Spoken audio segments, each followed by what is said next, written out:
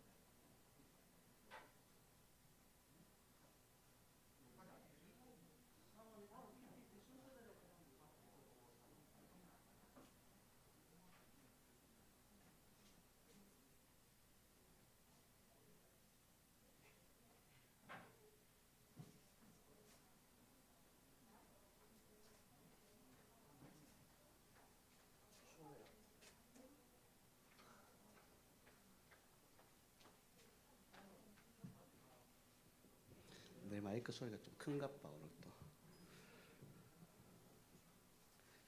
내 마이크 소리가 또 큰가 보다.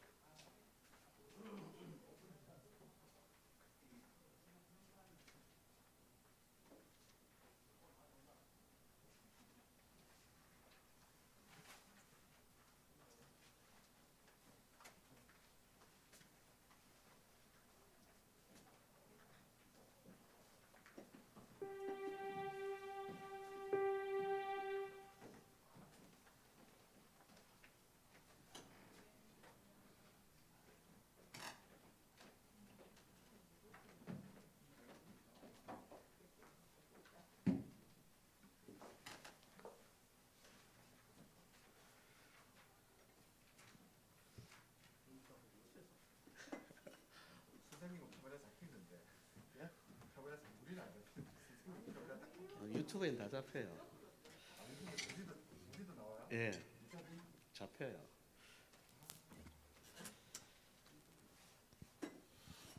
한 주간들 어떻게 보내셨습니까? 그 날씨가요, 4월 날씨인데 기상 관측일이 4월 날씨가 제일 낮답니다. 춥답니다. 지금까지 우리나라가 기상 관측한 이래에 원래 4월 날씨가 제일 춥답니다. 3월은 또 제일 덥다 크더니 4월은 또 제일 춥다고 그럽니다. 감기 조심하셔야 되고요. 코로나 때문에 다들 힘드신데 날씨도 참 안 도와주고, 저희 형곡에는 원래 그 배농사가 큰일 났답니다. 그 배꽃이 다 떨어져 갖고 한 50% 정도 냉해를 입었다 그럽니다. 다들 고생들 하시는데 큰일입니다. 오늘 예배는요, 다드림 찬양 예배로 드립니다. 예배하실 때에 같이 찬양하고 또 박수 치시고, 혹시 영상으로 예배하시는 분들도 같이 큰 소리로 찬양하고 큰 소리로 박수 치시고, 어디다 빠른 거 갈 때 일어나 춤추셔도 됩니다. 춤을 추며 다윗처럼 찬양하셔도 됩니다. 그 교회 주차장을 우리 전 집사님께서 비롯한 우리 남성교 회원분들께서 너무 고생하셔서 만들어 주셨는데, 저는 몰랐다가 어제 와가지고 깜짝 놀랐습니다. 우리 박진택 집사님 말씀하셨던 것처럼 교회 주차장이 저만이 넓은 줄 몰랐다. 진짜 다 치우고 나니까 되게 넓더라고요. 깜짝 놀랐습니다. 목사님 그 화면에 안 보여요. 이 시간에 우리 같이 예배하면서 하나님께 나가기 원하는데요. 같이 묵상 기도하심으로 예배하겠습니다. 같이 기도하겠습니다. 오직 여호와는 그 성전에 계시니 온 땅은 그 앞에서 잠잠할지니라 하시니라.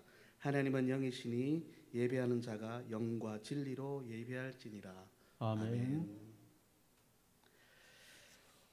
오늘 첫 번째 우리가 같이 하나님 옆에 찬양할 곡은 나는 예배자입니다라는 곡입니다. 이 찬양은 원래 주일학교 애들을 위해서 만들어진 곡이에요.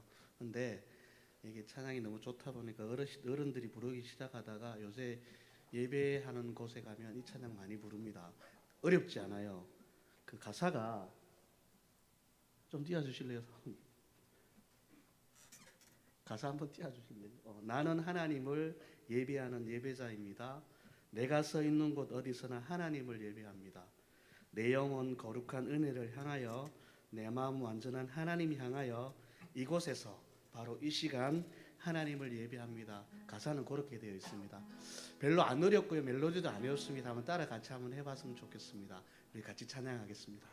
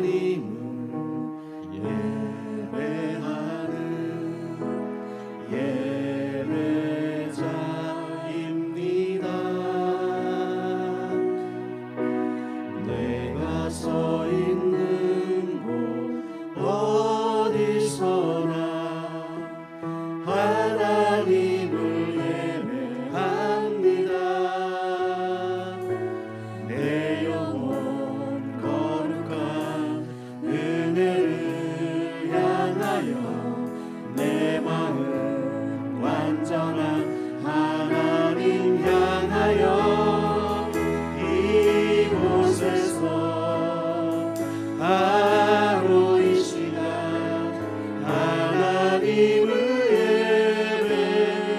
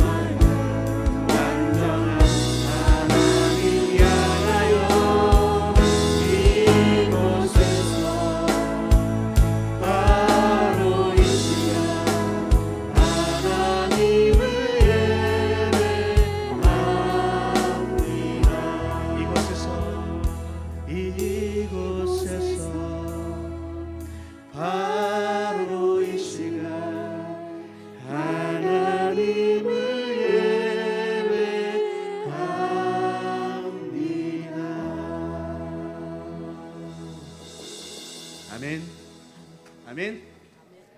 생명이 주님께 있습니다. 아멘. 소망이 주님께 있습니다. 아멘. 큰 소리로요. 능력이 주님께 있습니다. 아멘. 찬양합시다. 우리 박수 치면서 고백하시면서 선포하시면서 주님께 나아갑시다.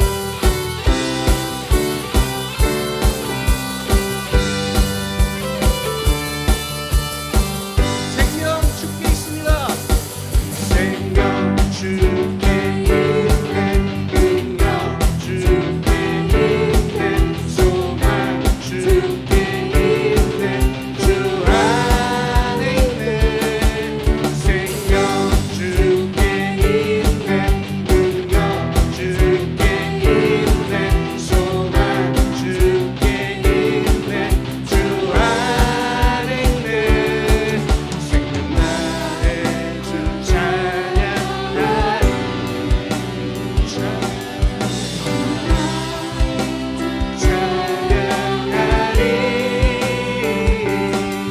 내 생명 다해 내 힘을 다해 모든 소망 주님께 생명 주께 있네. 능력 주께 있네. 소망 주께 있네. 주 안에 생명 주께 있네. 능력 주께 있네. 소망 주께 있네. 주 안에 생명 다해 주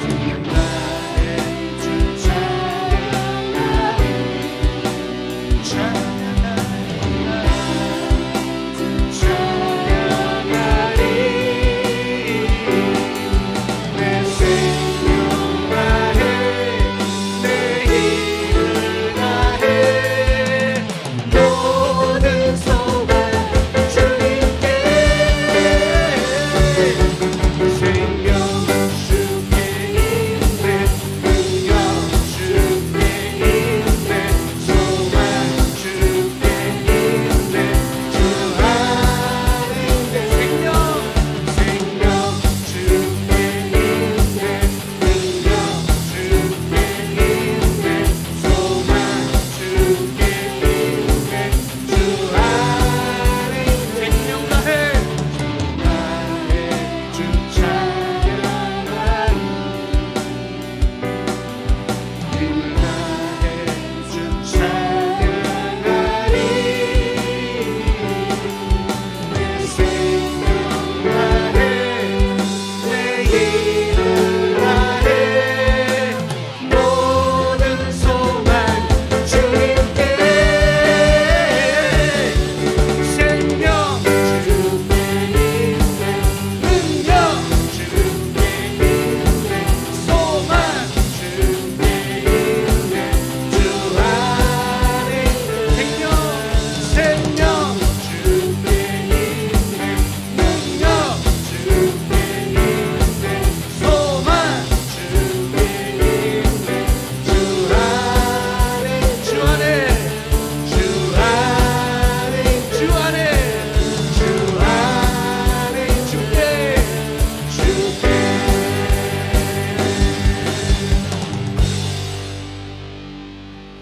아멘. 아멘이십니까? 예. 생명이 주께 있습니다. 능력이 주께 있습니다. 다음 하실 찬양은요. 얼마 전에 제가 하고 있는 태그 예배팀에서 그게 뭐죠? 영상을 찍어가지고 뭐 고백을 하라고 질문이 뭐가 없더라냐면 저한테 제일 좋아하는 찬양팀이 어디냐고. 그래서 제가 고등학교 때 예배하다가 하나님 예수님을 만난 그 팀이 있어요. 그 주찬양 팀이라는 팀인데 그 팀의 곡을 선곡을 한번 해봤습니다. 이 곡은요 가사가요 능력의 이름 예수, 권능의 이름 예수, 모든 강력을 파하는 예수, 생명 되신 예수, 우리 예수 이름을 높이며 나아가는 찬양입니다. 그죠? 이 시간에 우리가 고백하며 나가실 때에 능력의 이름 예수, 권능의 이름 예수, 치유의 이름, 용서의 이름, 거룩한 이름 예수 찬양하기를 원합니다.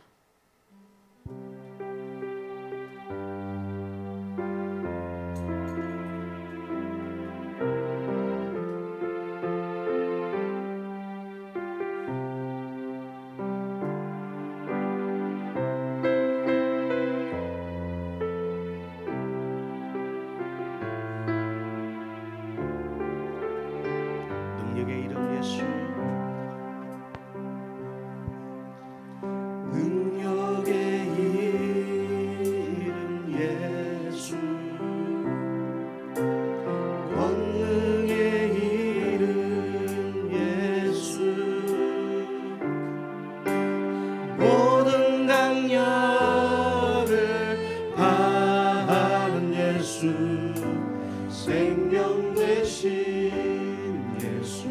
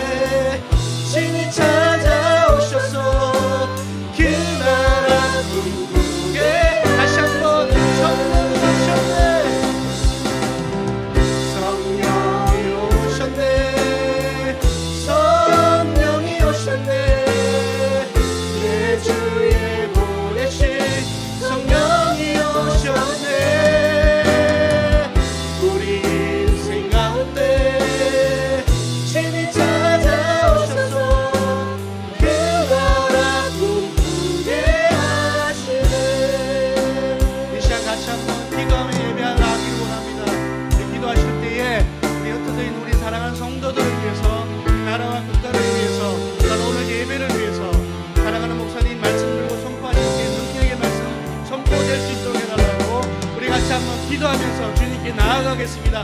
기도 마치겠습니다. 하나님 아버지, 은혜 감사드립니다. 주여 사랑하시고 내 마음에 은혜를 부어주시고 내 함께 하시는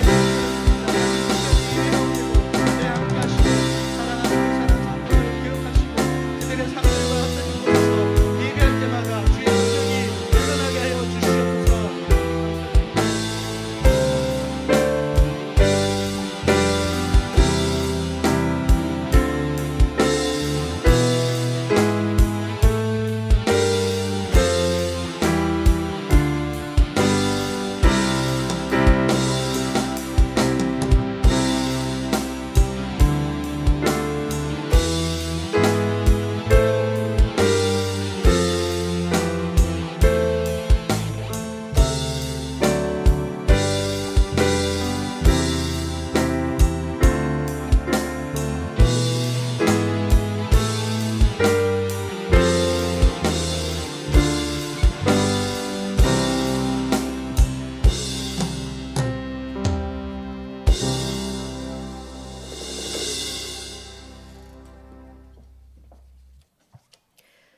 긍휼이 풍성하신 하나님 아버지, 지난 한 주간도 저희를 보호하여 주시고 성령 안에서 인도하여 주심을 감사드립니다. 하나님의 은혜 속에 살아온 저희들이 이 시간도 하나님을 간절히 사모하는 심령으로 예배하오니 찬송과 영광을 받으시옵소서. 지난 한 주간을 돌아보면 이 세상의 삶에 취하여 살면서 하나님의 자녀답지 못한 생각과 말과 행동을 행하고 주님의 말씀을 따라 살기보다는 세상 것들에 관심을 더 가지며 아둥바둥거렸음을 고백합니다. 그럼에도 불구하고 오늘도 저희를 용납하여 주시고 모든 죄악을 예수님의 보혈로 말갛게 씻어주시니 참으로 감사를 드립니다. 온 세상이 코로나19로 두려움과 고통의 시간을 보내는 가운데 벌써 4개월이 흘러갑니다. 감염된 환자들을 속히 치료하여 주시고 의료진들과 방역 담당자들에게 건강과 지혜를 더하여 주옵소서. 우리의 연약함을 도우시며 전능하신 하나님의 능력을 덧입게 하옵소서. 그동안 자유로웠던 평안한 삶이 얼마나 소중한 하나님의 선물이었는지 깨닫게 되며 우리에게 다스리라 하고 주신 이 땅을 얼마나 함부로 대했는지 생각하게 됩니다. 하나님의 도우심 안에서 겸손하게 하늘의 지혜를 구합니다. 우리 교회가 힘들고 어려울 때일수록 주님의 뜻을 담아내기에 힘쓰는 교회가 되게 하시고 이 시대에 교회를 향한 주님의 요청이 무엇인지 분별하는 교회가 되게 하시며 이 땅 가운데 이미 임한 하나님 나라를 드러내게 하옵소서. 주님을 의지하는 저희들의 삶이 주님께서 주시는 은혜로 만족함을 얻는 복된 삶이 될 수 있도록 인도하여 주옵소서. 부활을 살아내는 우리 유림 공동체가 되게 하옵소서. 이제 하나님의 말씀을 듣습니다. 우리에게 잘 알아들을 수 있는 학자의 길을 주시고 은혜를 충만하게 내려주시며 항상 목사님의 안위와 건강을 지켜주시어 피곤치 않게 붙들어 주소서. 우리의 삶과 예배의 자리가 늘 순종으로 우리가 회복되어 하나님께 영광, 우리는 감격과 기쁨을 누리게 하옵소서. 또 이 시간 병환으로 고생 중인 연로하신 우리 어르신들의 건강을 살펴주시고 청년들의 앞날을 예비해 주시며 어린이들이 믿음의 사람으로 자라도록 은혜를 베풀어 주시옵고 예배를 위해 이 모양 저 모양으로 섬기시는 성도님들의 손길을 기억하여 주옵소서. 또 이 시간 저희들이 작은 정성을 주님께 올려드립니다. 이 헌금이 우리 유림교회 공동체를 세워가는데 합당하게 쓰여지게 하시고 손길마다 축복하시어 풍성함을 누리게 하옵소서. 연약한 우리를 도우시고 날마다 영원한 삶의 기쁨을 풍성하게 주시길 원하시는 거룩하신 예수님의 이름으로 기도드립니다. 아멘.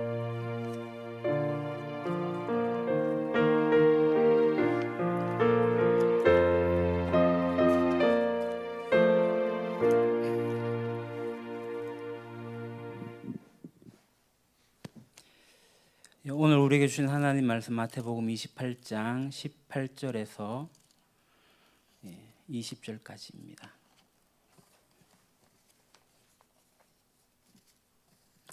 말씀 보기 전에 우리 교회 소식 먼저 전하겠습니다. 주보를 참고해 주시기 바랍니다. 네, 오늘 본문이기도 한 말씀, 이달 우리가 계속 암송하고 있는 말씀인데요. 같이 한번 암송해 보겠습니다. 마태복음 28장 18절에서 20절 시작. 예수께서 나와 이르시되 하늘과 땅의 모든 권세를 내게 주셨으니 그러므로 너희는 가서 모든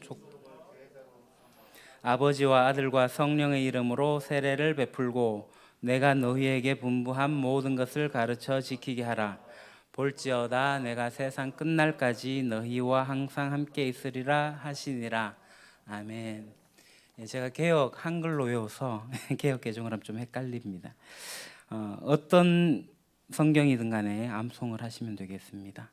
오늘 피택자 모임 예배 후에 잠시 모이도록 하고요. 정기재직회는 다음 주 오전 예배 이후에 본당에서 하도록 하겠습니다.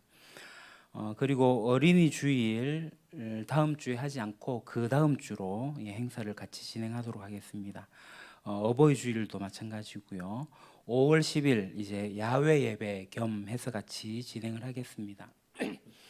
코로나가 있어서 이제 사회적 거리를 두고 있는데 여하튼 어린이날을 지나고 나면 좀 안정되지 않을까 해서 우리가 일단 야외 예배로 준비를 하고요. 설령 여기 이제 코라드가 장소가 되지 않는다 해도 우리가 야외에서 함께 그냥 더 넓은 공간에서 거리를 띄워가지고 함께 예배해도 괜찮겠다 생각을 합니다. 여하튼 그렇게 준비를 하도록 하겠습니다. 위에서 기도해 주시고요. 그리고 우리가 24주년 기념 사업으로 임직식하고 은퇴식을 하게 되는데 5월 24일 주일 오후 2시로 예정하고 있습니다. 잘 준비될 수 있도록 협력해 주시면 감사하겠습니다. 신핵가의 버들숲 유림가족 이야기, 우리 이주옥 집사님 오는 목요일 생신입니다. 축하해 주시고요. 그리고 지난주 중에 우리 정기상 집사님을 중심으로 해서 박진택 집사님, 이상무 집사님 교회 예배당 주변 그리고 주차장까지 환경 정리를 해주셨습니다. 참 많이 감사를 드립니다. 그리고 저는 오는 수요일에 하나복 경포 경주 포항 정모를 안강에서 하고 오도록 하겠습니다. 그리고 무명으로 오늘 찜닭을 내신 분이 있습니다. 그래가지고 교회에서 밥을 약간 준비를 했고 찜닭을 있는데 드시고 가셔도 괜찮을 것 같습니다. 이게 하나로이기 때문에 모든 숟가락이 들어가면 안 되고 배분해가지고 자기 음식을 자기가 먹으면 문제가 없을 것 같습니다. 그럼 이제 말씀을 같이 한 번 더 보도록 하겠습니다. 마태복음 28장 18절 20절 이제 보고 또박또박 읽도록 하겠습니다. 같이 봉독합니다. 예수께서 나와 말씀하여 이르시되 하늘과 땅의 모든 권세를 내게 주셨으니 그러므로 너희는 가서 모든 민족을 제자로 삼아 아버지와 아들과 성령의 이름으로 세례를 베풀고 내가 너희에게 분부한 모든 것을 가르쳐 지키게 하라. 볼지어다 내가 세상 끝날까지 너희와 항상 함께 있으리라 하시니라. 아멘.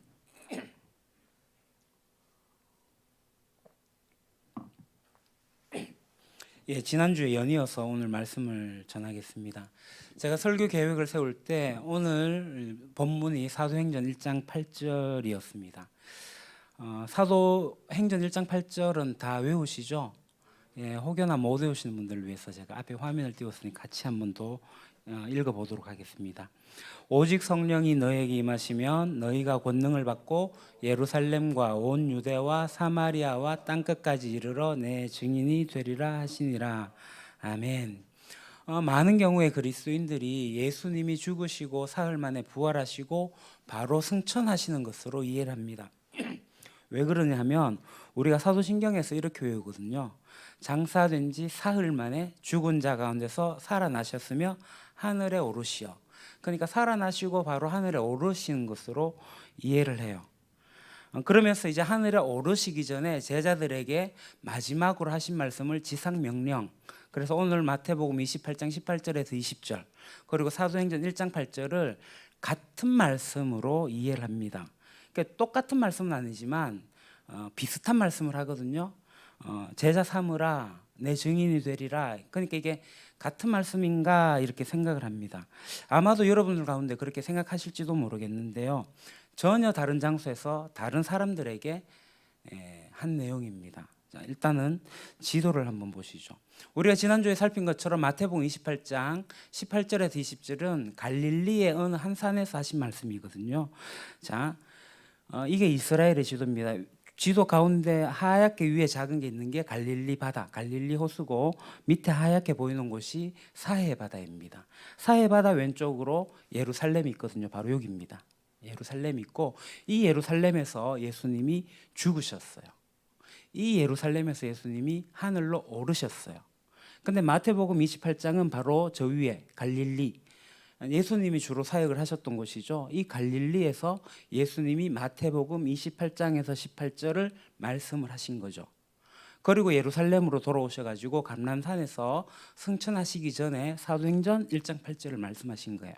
그러니까 이 마태복음 28장의 말씀과 사도행전 1장 8절의 말씀은 다른 지역에서 다르게 말씀하신, 시간의 차이도 있고 장소의 차이도 있고 회중의 차이도 있습니다. 그런데 이것을 똑같이 이해하는 경우가 있는데 그거는 약간의 오해입니다. 그러면 예수님께서 죽으시고 이 땅에 며칠 동안 계셨죠? 40일 동안 계셨어요.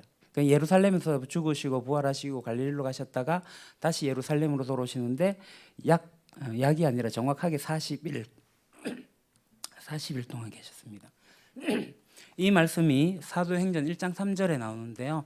사도행전 1장 3절 같이 보도록 하겠습니다.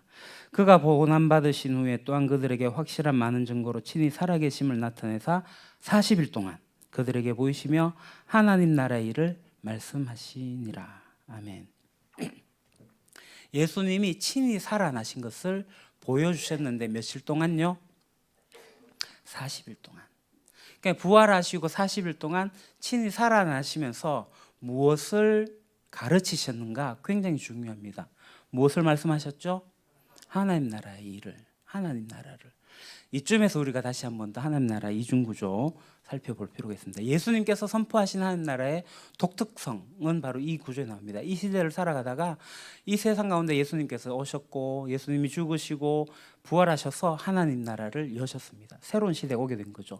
그리고 이제 예수님께서 하나님 나라, 하나님의 우편 앉아 계시다가 영광의 왕으로 오시게 되면 이 세대는 끝나고 하나님 나라가 영원히 서게 되는 거죠. 지난주에 말씀을 보게 되면 이 시대는 사망의 시대, 어둠의 시대인데 그 시대에서는 제자가 되는 것은 차별과 배제를 전제를 하고 있다라고 했고 하나님 나라에서 제자는 모든 사람이 제자가 되기 때문에 평등하다라는 것을 말씀을 드렸습니다. 기억하시나요? 그러니까 예수님의 마태복음 28장 18절의 말씀은 예수님께서 새로운 시대를 여셨다라는 그 선포로 시작을 하죠. 예수님의 이전의 시대가 이 초록색의 시대입니다. 차별과 배제, 어둠의 시대, 사망의 시대, 공중의 권세 잡은 자가 통치하던 시대고 불순종의 영이 만연했던 그런 시대였습니다. 그 시대에서 예수님이 오셨고 죽으셨지만 부활하심으로써 반전 드라마를 쓰셨죠. 죽음 대신에 생명을 회복하는 새로운 시대가 예수 그리스도의 부활로 열린 것입니다. 그러니까 새 시대가 되기 전에 제자는 차별과 배제라는 이름을 가진 존재였습니다. 권력의 자리에 있는 존재였고 소위 기득권층에 있는 존재였습니다. 평등과는 거리가 먼 존재가 제자였습니다. 그런데 예수님이 모든 사람을 제자로 삼으라고 하는 것은 학력, 학벌, 지역, 계급, 성별 이런 것들을 전혀 보지도 않고 하겠다는 예수님의 선언이죠. 그래서 모두가 평등하게. 그래서 예수님이 만들어 놓으신 이 평등의 세대, 예수님을 따르는 제자는 평등을 만들어 가야 된다. 평등하게 하는 일에 우리가 동참해야 된다라는 것입니다. 그래서 제가 지난주 서론에 우리 교회를 이야기하게 될 때 그렇게 분류하면 안 되겠지만 제가 부임하기 이전에 성도님들과 이후의 성도님을 나누었습니다.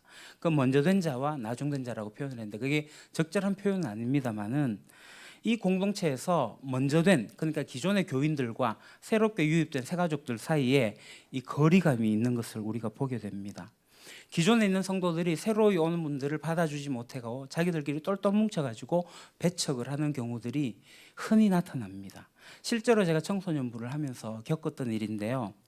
우리 청소년부에는 이제 경주제일교회에 어린 시절부터 출석했던 아이들이 있습니다. 경주제일 성교원도 다니고 아동부, 중등부, 고등부를 이렇게 지내왔던 아이들. 그리고 거기도 제가 부임하면서 왔던 새로운 친구들. 기존의 아이들이 새로운 친구들과 함께 잘 어울리는 듯하나 결국은 배척하는 일이 벌어졌는데, 그게 뭐냐면 새롭게 온 아이들이 이런 경우는 이렇게 하는 게 맞지 않냐고 기존에 하는 아이들의 행동을 조금 나무랐어요. 아 그래, 우리가 이러면 안 되지 하고 돌아서서 바꾸어서 그냥 하면 되는데, 그 나무람을 지적받았다고 기분 나빠서 선 끊기 시작하는 거예요. 저들 뭐야? 왕따 시키기 시작하는 거예요. 배척하고 배제를 하는 거예요. 얘들이 굉장히 마음이 상해갖고 저를 찾아왔어요. 제가 중재를 하려고 하다가 얘들에게 최종적으로 한 얘기는, 미안하다, 집 가까운 교회로 가라. 내가 쟤들을 도저히 변화 못 시키겠다. 이 소식을 들은 누군가가 목사님이 저 정도까지 하면은 우리가 문제가 있는가 보다 하고 결국은 화해하고 지금은 굉장히 친합니다. 아주 사이좋게 잘 지내요. 이게 비단 청소년들만의 이야기인가? 아닙니다. 기존의 교회가 그러합니다. 방송실에서 어떤 방송의 영상 음량에 대한 아는 분이 들어오게 되고 그분이 뭔가에 대해서 이렇게 코치를 하게 되면 지가 뭔데 선 끊습니다. 성가대에서도요, 음악을 전공한 사람이 교회 세가족으로 오잖아요. 처음에는 반기는 듯하지만 뭔가 이야기하면 지가 뭔데 선 끊기 시작합니다. 오케스트라에도 전공자가 오게 되면 선 끊습니다. 네 편 내 편 만들기 시작합니다. 찬양팀은 안 그럴까요? 교사회는 안 그럴까요? 똑같습니다. 기존에 있는 성도들이 나 잘하고 있는데, 그 잘하는 게 아닌데도 잘하고 있는데 새로운 분들이 와서 이건 좀 안 맞는 것 같다 얘기하면은 그 이야기를 받아들이기보다는 네가 뭔데? 라면서 배제하고 선 끊기 시작한다는 거죠. 제가 지금 이제 다른 교회 이야기를 하고 있는데 우리 교회는 어떻습니까? 그래서 제가 먼저 되신 분들, 기존의 교인들이 새로운 이들이 찾는 이들이 찾아왔을 때 선 끊기 하고 배제하고 차별하는 일이 있는가 없는가, 그것을 살펴보자라는 겁니다. 제가 부임하기 이전에 먼저 된 자들이지만 제가 부임하고 나서 오신 분들도 앞으로 오는 새 가족들에게는 먼저 된 자들입니다. 우리 교회가 정말 열려있는 공동체인지 잘 살펴봐야 됩니다. 예수님께서 새로운 시대가 되었다고 합니다. 우리가 그런 새로운 시대를 살아가는 제자로서 살아가게 될 때 차별과 배제를 우리는 멀리 해야 됩니다. 그래서 주보의 2번을 봅시다. 새로운 시대의 사람은 누구입니까? 새로운 시대의 사람은 제자입니다. 그럼 누가 제자입니까? 제자는 새로운 시대가 왔고 그래서 모두가 제자가 될 수 있다라고 하는 것을 알고 그것에 동참하는 사람이 제자라고 했습니다. 그러니까 예수님의 권세는 바로 이 제자의 임무와 연결되어져 있습니다. 그러니까 오늘 본문을 보게 되면 화면을 보시죠. 동사가 여러 개가 나오는 것 같습니다. 가라, 제자 삼아라, 세례 베풀어라, 가르쳐 지키게 하라. 이게 다 동사인 것 같지만 원어를 보게 되면 동사는 단 하나밖에 없습니다. 여기서 동사는 뭘까요? 1번 가라, 2번 제자 삼으라, 3번 세례 베풀어라, 4번 가르쳐 지키게 하라. 1번 손 내리시고, 2번 손 내리시고, 3번 손 내리시고, 4번 손 내리시고, 5번 모르겠다, 관심 없다. 예, 정답은 제자 삼으라, 제자 삼으라입니다. 그럼 이제 가서 세례를 베풀고 가르쳐 지키게 하라, 이건 다 형용사 분사로 되어져 있습니다. 그러니까 제자 삼는 것에 수식을 하고 있는 거죠. 형용사 역할을 하고 있습니다. 그러면 제자 삼는다는 게 뭐냐 하면 바로 이거죠. 아버지와 아들과 성령의 이름으로 세례를 베푼다, 세례를 준다는 겁니다. 그럼 우리가 아버지와 아들과 성령의 이름으로 이야기할 때 이게 무엇을 뜻하는가? 그러니까 우리가 고백하는 거죠. 이 시대의 주인이신 분, 새 시대의 통치자이신 분, 바로 아버지와 아들과 성령의 이름에 담긴 의미, 그것이라는 겁니다. 아버지는 여전히 이 세상에 창조주로 통치자로 계십니다. 그 아들인 예수님은 우리에게 오셔가지고 그 소원을 성취하시고 지금도 하나님 우편에 계시면서 다시 왕으로 오실 것을 준비하고 계시고 성령님이 이 땅 가운데 오셔가지고 우리의 조력자로 헬퍼로 함께 하시고 그러니까 하나님께서 깨닫게 하신 일들을 도우시면서 우리와 함께 하십니다. 그래서 우리가 세례를 준다, 이것을 머리에 물을 찍어 바른다 또는 온몸이 물에 잠긴다 이런 의식으로 세례를 이해하시면 안 됩니다. 세례를 준다는 것은 그게 아니라 우리가 아는 대로 새로운 시대가 왔고 새 시대의 왕이신 주님이 나의 주인이시고 내가 그분과 연합해서 내가 그분의 제자가 되고 예수님을 따르는 추종자가 되겠다라고 고백하는 것, 그게 세례입니다. 제자는 이 세례됨에서 시작하는 겁니다. 어떤 의식으로 시작하는 게 아니라 내가 정말 예수님을 나의 주인으로 따르겠다라는 것을 시작을 하는 거죠. 그리스도 합해지는 겁니다. 연합하는 겁니다. 갈라디아서 3장 27절에 이렇게 나옵니다. 누구든지 그리스도 합하기 위하여 세례를 받은 자는 그리스도로 옷 입었느니라. 세례 받는 것은 그리스도와 합하는 겁니다. 예수님과 연합하는 겁니다. 그가 내 안에 내가 그 안에 들어가는 겁니다. 예수로 옷을 더 입는 겁니다. 예수 옷을 입으면 세상 사람들이 나를 볼 때 예수가 보여야 돼요. 그렇지 않습니까? 예수로 옷 입었는데 예수쟁이로 보여야 된다고요. 그 의미가 나쁜 의미의 예수쟁이가 아니라 정말 예수님께서 이 땅 가운데 행하신 일들을 실천하면서 예수의 모습을 드러내는 모습이 있어야 된다는 겁니다. 그게 세례의 첫걸음이고 세례 받는 것의 의미입니다. 그럼 이게 이제 이 고백만으로 되느냐? 아니죠. 가르쳐 지키게 하는 겁니다. 제가 주부에 지행합일로 적어놨습니다. 지행합일. 지행합일이라고 나오는데요. 아는 것과 행하는 것에 일치하라는 겁니다. 그러니까 많은 사람들이 교회를 다니면서 성경 말씀을 아는데 내가 성경 말씀대로 어떻게 살아갈 수 있지? 에이, 성경 말씀대로 살아가면 교만이지 뭐 이렇게 생각하는 경향이 있는 것 같습니다. 여러분 정말 성경은 우리가 도달할 수 없는 그러한 내용입니까? 우리가 살아가려고 애쓰고 발버둥치지만 정말 도달할 수 없는 그런 목적지입니까? 성경은 절대로 우리에게 그렇게 가르치지 않습니다. 갈라디아서 5장 16절에서 26절을 보게 되면 이렇게 말씀하시는데 성령님이 우리 안에 내주하시면 그 성령으로 말미암아 하나님이 하신 말씀을 지키고도 남는다고 합니다. 우리가 다 보지 못하겠지만 16절 25절만 볼게요. 16절 내가 이루노니 너희는 성령을 따라 행하라. 그리하면 육체 욕심을 이루지 아니하리라. 25절 보겠습니다. 만일 우리가 성령으로 살면 또한 성령으로 행할지니. 성령님께서 우리 가운데 함께 하시면 예수님께서 우리에게 말씀하신, 그러니까 내가 너에게 분부한 모든 것, 내가 명령한 모든 것을 가르쳐 지키게 하라. 그것이 가능하다라고 말씀하시는 거예요. 성령님이 우리에게 하시는 일입니다. 성령님은 우리에게 오셔가지고 우리의 능력, 우리의 외모, 우리의 우리의 뭐 스펙 이런 것들로 이 거기를 달리하지 않으십니다. 성령님은 동일하게 역사하셔요. 성령님 오셔가지고 그분의 제자가 되기를 원하십니다. 모든 사람을 제자로 이끌어가기를 원하십니다. 우리가 조금 전에 찬양으로도 고백했잖아요. 성령 오셔가지고 그 나라 꿈꾸게 하셨다고요. 하나님 나라를 꿈꾸게 하신 것이 성령님이 하시는 일이에요. 이게 이제 제자가 되어져 가는 과정입니다. 그러니까 하나님을 인정하고 이 세례를 통해 가지고 예수 그리스도와 연합하고 그렇게 살아가면서 주님의 말씀 가운데 내 삶을 일치시켜 나가면서 살아간다. 성령으로 행하면 성령으로 살면 성령으로 행할지니. 그렇게 제자가 되어가는 거예요. 자, 3번 볼게요. 그럼 제자들이 모여 있는 곳이 있습니다. 그곳이 어디죠? 바로 교회입니다. 교회에서 강조하는 것이 있습니다. 바로 그것은 제자가 재생산되는 겁니다. 예수님은 먼저 너희가 가서 제자가 되고 그 다음에 제자 삼아라고 하시는 겁니다. 우리가 제자 되는 일, 그것은 누구에게 맡기는 것도 아니고 외주 주는 일도 아닙니다. 예수님이 알아서 하실 일도 아닙니다. 내가 해야 되는데요. 이 제자는 반드시 누군가를 이끌어가는 제자가 되어야 된다 라는 겁니다.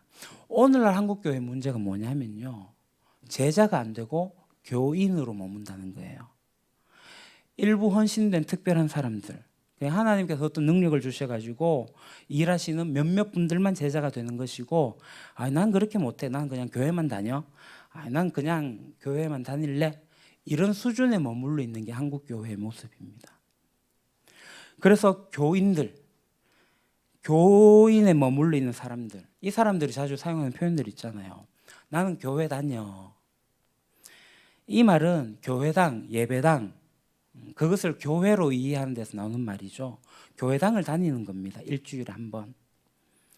종교적으로 기독교를 받아들여 가지고 그 종교 생활을 하는 사람, 교인입니다.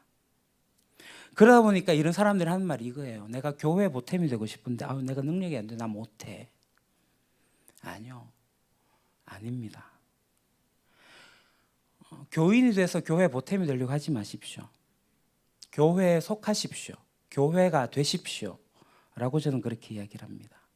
성경에도 어디 복음서에도 교인이 되라고 얘기 절대 하지 않습니다. 교인은 말 그대로 교회에 다니는 사람, 그러니까 그 교회 멤버십으로 살아가는 사람입니다. 멤버십이 뭐예요? 거기에 내 이름 올려놓고 거기에서 내가 관리받고 거기에서 내가 어떤 혜택을 좀 누리면서 어떤 서비스를 받는 그 멤버십, 그 교인이에요. 주님은 우리들 가운데 그렇게 교인이 되라고 하신 적이 없다니까요. 교회를 다니면서 종교적 서비스를 받는 거, 그거는 교인 마인드입니다. 주님은 교인이 되라 하지 않고 제자가 되라 하셨어요. 제자가 누굽니까? 바로 교회가 되는 사람입니다. 새 시대가 시작된 걸 알고 그 새 시대 속에서 내가 어떻게 살아가야 할지 알고 그 관점에서 내가 이 세상을 바라보고 내가 있어야 할 자리에서 내 역할을 감당하는 거, 그게 제자입니다. 제가 지금 고민하고 있는 것은 뭐냐면 우리 교회에 교인이 늘어나고 있는가, 제자가 늘어나고 있는가, 이겁니다. 제가 부임하고 나서 3년 만에 배가가 됐어요. 매년 5명 정도 등록을 해갖고 새 가족들이 됐습니다. 이게 외부에서 보면 대단하다고 얘기를 해요. 제가 생각해도 대단합니다. 그런데 이 숫자에 속으면 안 됩니다. 주님은 주님의 기준 이 숫자가 아니거든요. 교회가 정말 제자가 되고 있느냐가 주님이 원하시는 거예요. 제자가 안 되고 교인만 늘어난다. 교회가 건강하지 않다는 말과 바꾸어도 전혀 손색이 되지 않습니다. 주님이 우리 가운데 말씀하신 것은 제자가 되라, 제자 삼으라 라는 거예요. 여러분 이 말씀 어떻게 받아들이십니까? 우리가 제자가 되고 제자 삼는 이 과정, 제자를 키워내는 이 과정에 오늘 본문에 굉장히 재밌기도 하고 신기한 말씀이 있죠. 그게 바로 뭐냐면 예수님이 함께 하신다는 거예요. 이 말씀이 왜 재밌냐면 마태복음을 처음 시작하면서 이 말씀이 나오거든요. 예수님의 족보가 나오면서 예수님에 대해서 이야기를 하는데 그 1장 23절이 이렇게 나옵니다. 화면 보시죠. 보라, 처녀가 잉태하여 아들을 낳을 것이요 그 이름은 임마누엘이라 하리라 하셨으니 이를 번역한즉 하나님이 우리와 함께 계시다 함이라. 그 우리와 함께 하신 하나님으로 복음이 시작이 됩니다. 그 끝나는 부분에도 함께 하겠다, 임마누엘 하겠다라고 하시는 거죠. 그러니까 예수님은 출생하기 전부터, 출생하면서부터 이 임마누엘을 시작을 하셨어요. 우리와 함께 하신다. 그리고 복음서 읽어보시면 예수님 정말 우리와 함께 하시는 것들을 쭉 보여주시고 마지막에 약속하시는데 함께 하시겠다, 임마누엘 하시겠다는 거예요. 그러면 예수님이 누구와 함께 하십니까? 예수님은 제자로 살아가는 교회와 함께 하십니다. 내가 아무렇게나 살고 그냥 교인에만 머물러 있고 종교 생활만 하고 있는데 주님이 함께 하신다? 착각입니다. 그건 나만의 해석입니다. 성경은 그렇게 말씀하지 않아요. 성경은 우리가 교회가 되고 주님의 몸된 교회가 될 때 함께 하시는 거예요. 제자가 되면 함께 하신다는 거예요. 그게 주님의 약속입니다. 제자가 아닌데도 함께 하신다? 천만에요. 사랑하는 우리 유림 가족 형제 자매 여러분, 제가 지금 하는 이 설교는 처음 들으시는 내용은 아닐 겁니다. 거의 하나님 나라의 맥락에 거의 동일하게 적용이 되는 말씀입니다. 제가 하나님 나라 복음의 관점에서 바라보기 때문에 그렇습니다. 그래서 하나님 나라 이중구조를 계속 반복을 하는 것도 마찬가지입니다. 제가 설교를 잘하는 거 제게는 굉장히 중요합니다. 지난주 말씀드린 것처럼 AI 설교자가 나오면 제가 그를 따라낼 수는 없습니다. 그러니까 저는 설교를 나름 또 잘해야 된다는 부담감도 가지고 있습니다. 그래서 때로는 제 설교를 제가 스스로 판단할 때 이건 1루타 안타다, 2루타다, 홈런이다 완전히 이건 삼진아웃이다, 병살당했다, 이렇게까지도 보는 경우도 있긴 합니다. 여하튼 설교하는 건 제 몫입니다만, 저는 이 설교하는 것은 제가 최선을 다해서 하겠지만 이 설교로 여러분들이 변화될 것을 믿지 않습니다.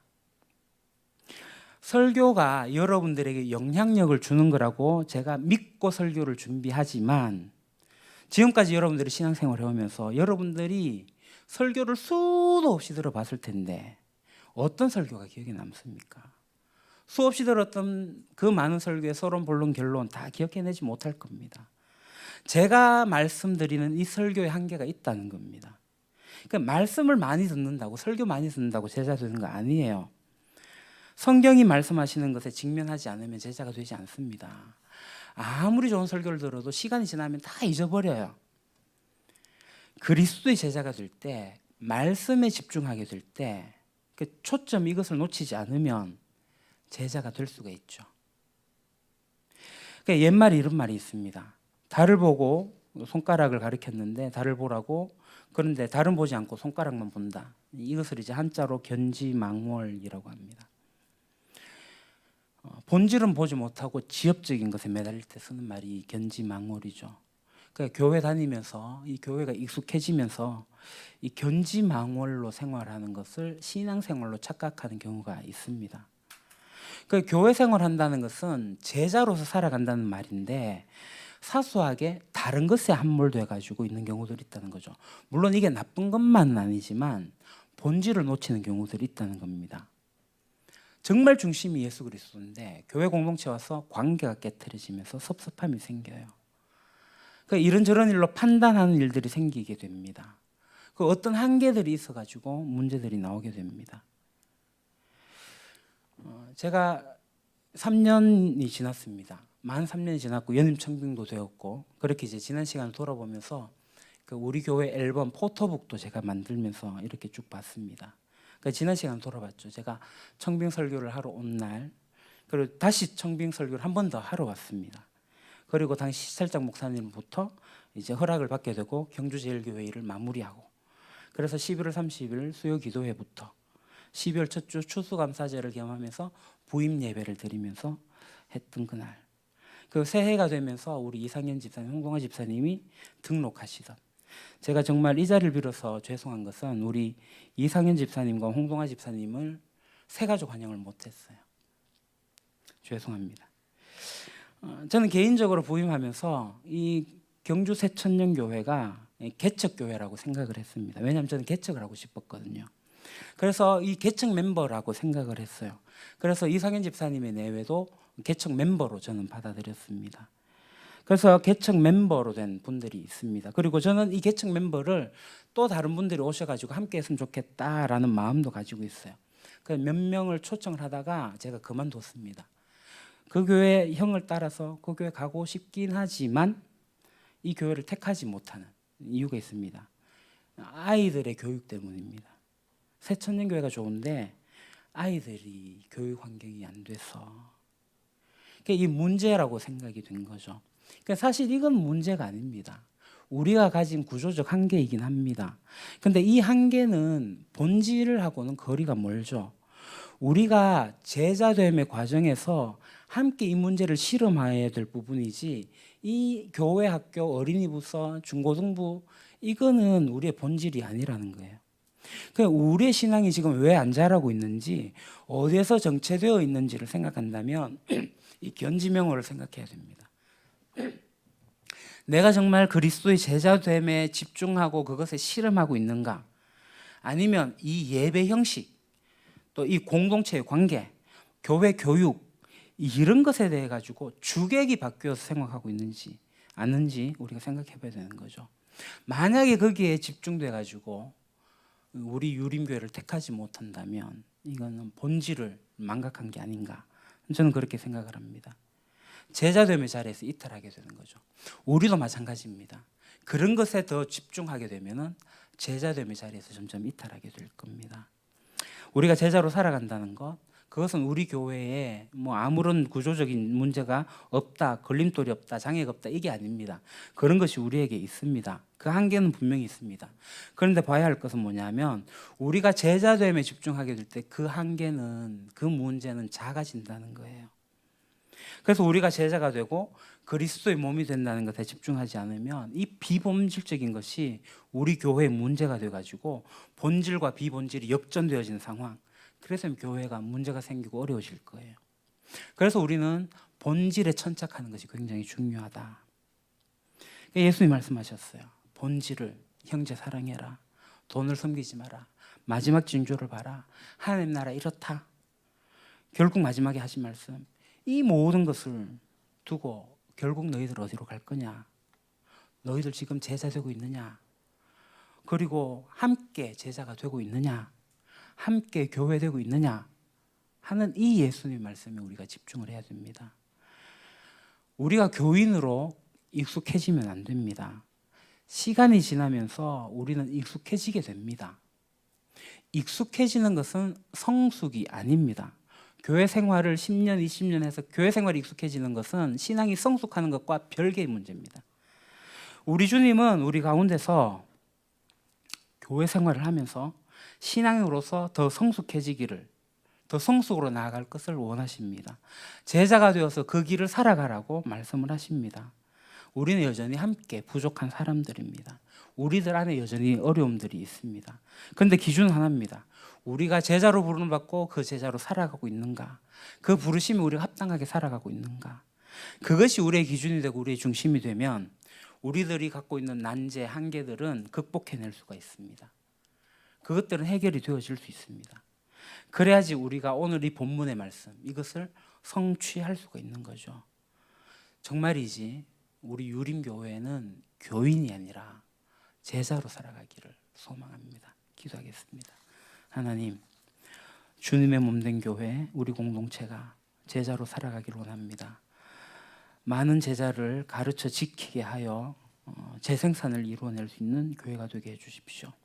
하나님 나라, 그 복음에 우리들이 천착하여서 주님을 따르는 자들 되어지게 하옵소서. 예수님 이름으로 기도합니다. 아멘. 예, 이 시간 우리 아버지 사랑합니다 찬양하면서 봉헌하겠습니다.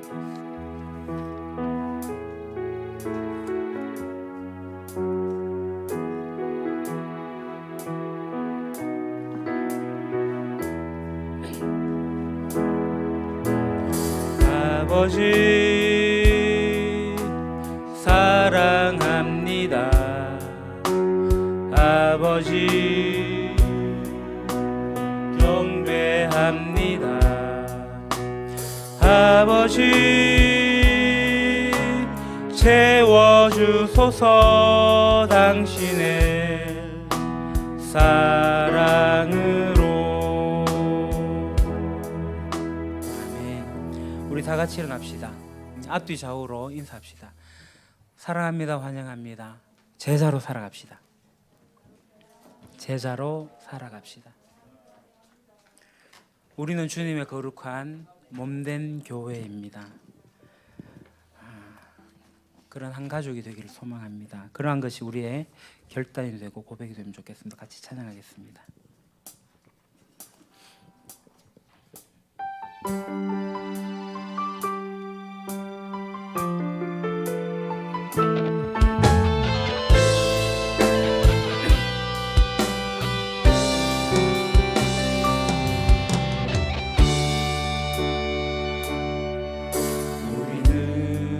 주의 거룩한 보혈로 세워진 살아 숨쉬는 교회, 예수를 주로 섬기며 살아가네.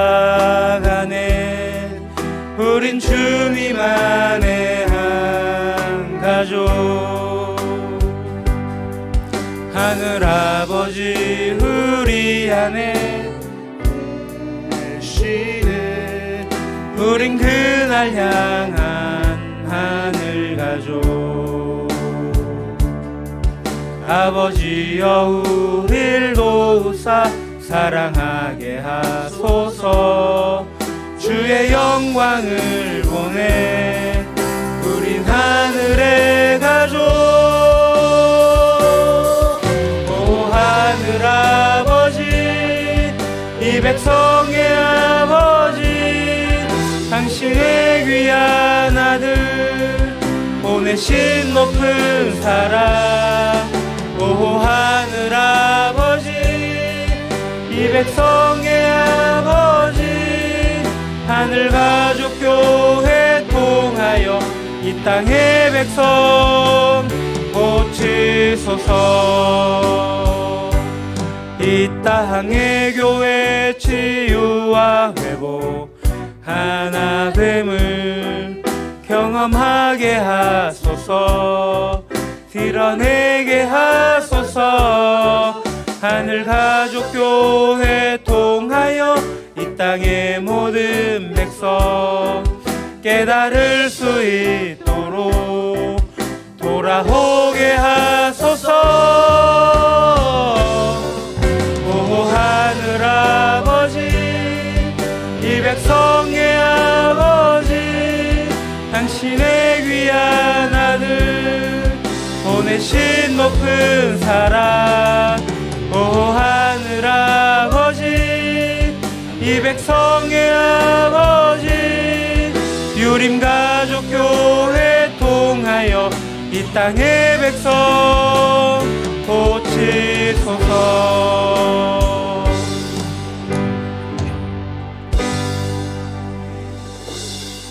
이제는 주 예수 그리스도의 은혜와 아버지 하나님의 크신 사랑하심과 성령님의 감화 감동 교통하심이 예수의 제자가 되어 모든 사람을 제자로 삼는 우리 유림교회가 제자 공동체가 되기를 원하는 여기에 모인 주님의 백성들 위해, 그리고 이 예배에 온라인으로 참여하는 우리 교인들 위해, 그리고 이 땅 모든 예수님의 사람들 위해 영원토록 함께 하시기를 간절히 축원하옵나이다. 아멘.